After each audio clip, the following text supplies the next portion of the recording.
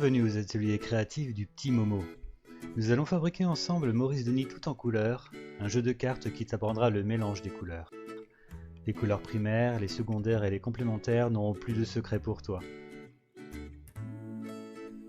Voici le matériel qui te sera nécessaire pour la confection de ton jeu de cartes. Une imprimante, une paire de ciseaux, de la colle en bâton, des crayons de couleur et de 1 à 3 partenaires de jeu. Selon la maquette que tu auras téléchargée et imprimée, tu auras peut-être besoin de crayons de couleur. En effet, une version est prête à jouer, c'est-à-dire que les cartes sont déjà coloriées.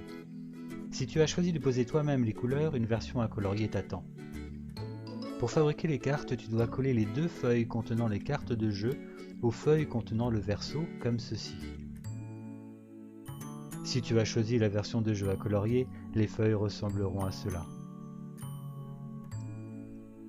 Si tu as une boîte en carton de type céréales, je te conseille de l'utiliser pour rendre tes cartes plus épaisses. Il te suffit alors de la découper au format A4, soit 21 cm sur 29,7 cm, puis de la contrecoller entre les 2 feuilles. Si tu as choisi la version des cartes à colorier, je te propose de te munir dès à présent de tes plus beaux crayons. Pour colorier tes cartes, fais très attention à respecter ceci.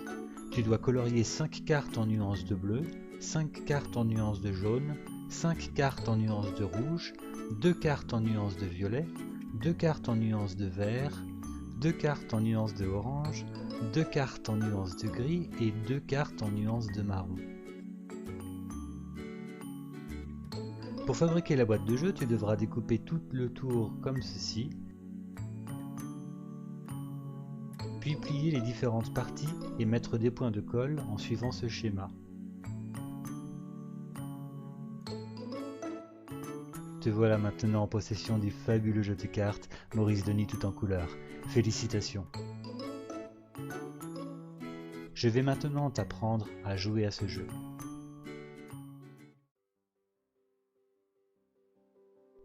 Tout d'abord, place tes 25 cartes en 5 colonnes de 5 cartes chacune, face cachée. Tout est prêt pour démarrer la partie qui se joue en 4 manches.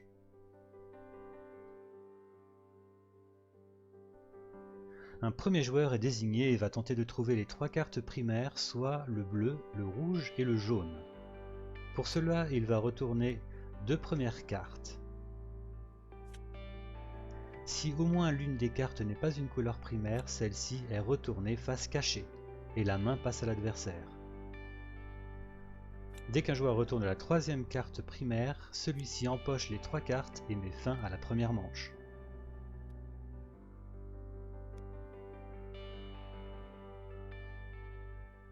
Ici, les joueurs doivent trouver une couleur secondaire et les 2 couleurs primaires qui la composent.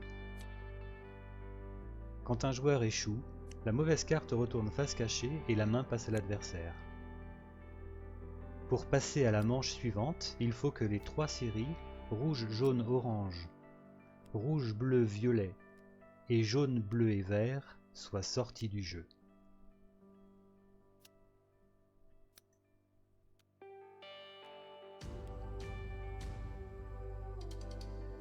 Au cours des 3 premières manches, fais bien attention de ne pas tomber sur les cartes grises, car celles-ci te forcent à rebattre toutes les cartes restantes, à les remélanger et à les replacer en damier.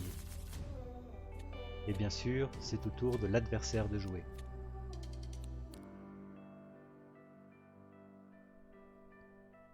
Un joueur retourne 2 cartes et les empoche si celles-ci correspondent à l'un des couples de complémentaires. Si ce n'est pas le cas, il les retourne et c'est au joueur suivant de tenter sa chance. Pour finir cette phase, les 3 couples de complémentaires, rouge et vert, jaune et violet, bleu et orange, doivent être trouvés. Pour cette dernière manche, tu dois d'abord trouver les 3 couleurs primaires, puis les 2 marrons, soit la terre brûlée et la terre d'ombre. C'est le résultat du mélange des 3 couleurs primaires. En cas d'échec, les cartes sont toutes retournées et le joueur suivant tente sa chance. Ici, les cartes grises n'ont plus le même effet que précédemment. Cette fois, si tu tombes sur l'une d'entre elles, les cartes ne sont pas rebattues ni remélangées, et simplement la main passe à l'adversaire. Une fois cette dernière manche terminée, comptez vos cartes et voyez qui a remporté la partie.